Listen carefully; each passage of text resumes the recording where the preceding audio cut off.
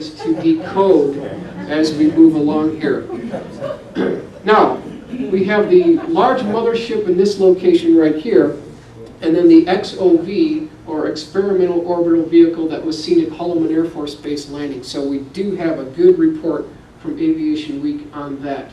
Now, their description was 200 feet in length, 120 feet wingspan. The smaller aircraft here was 90 feet. That's consistent with the Lockheed sightings also.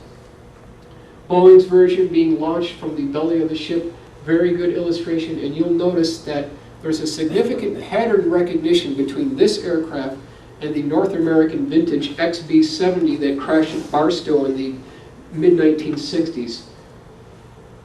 Here we have Chris Gibson's original 1989 report that started this quote-unquote Aurora craze. There was a KC-135 boom operation taking place over an offshore oil drilling platform in 1989. Two F-111s were flying chase, but it was refueling a completely delta 75-degree swept wing triangle configuration, and that's where this really got started. He also had reports from people who saw this particular aircraft in a hangar not too far from RAF Boscombe Down during the same time frame. A 1983 photograph of Ronald Reagan and Kelly Johnson receiving the National Security Medal, and certainly want to give credit to Kelly Johnson to help win the Cold War with the construction of the F-104, the U-2, and the SR-71. He was also retained as a consultant on the F-117 program. Ben Rich again, starting with Project Harvey in 1977. That was the stealth program under the Carter administration. And we're going to examine just a few of his comments right here. Significant comments made by Ben Rich specifically pertaining to advanced propulsion and space travel.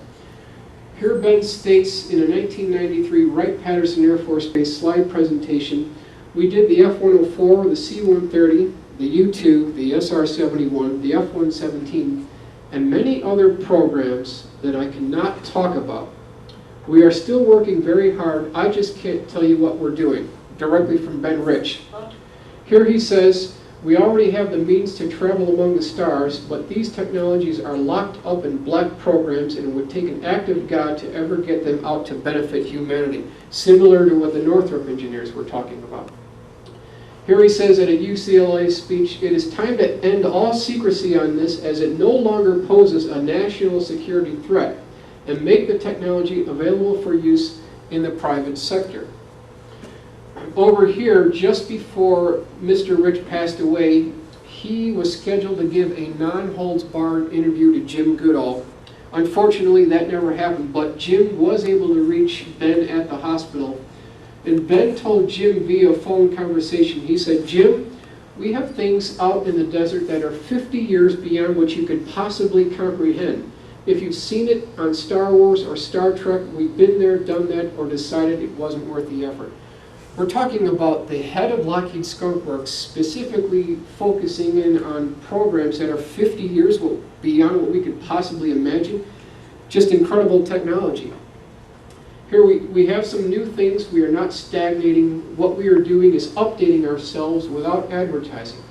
There are some new programs, and there are certain things, some of them 20 to 30 years old, that are still breakthroughs and appropriate to keep quiet about. Other people don't have them yet. So again, you can see this interesting pattern recognition. The first known illustration of the stealth fighter, before it was declassified and released to the public on November 10th, 1988, was a really interesting design termed the F-19 stealth fighter. This is interesting because there was a discrepancy between the Northrop F-18 Hornet and the F-20 Tiger Shark. There was a missing gap there, so there was an F-19 that was allegedly supposed to go in there, McDonnell Douglas F-18.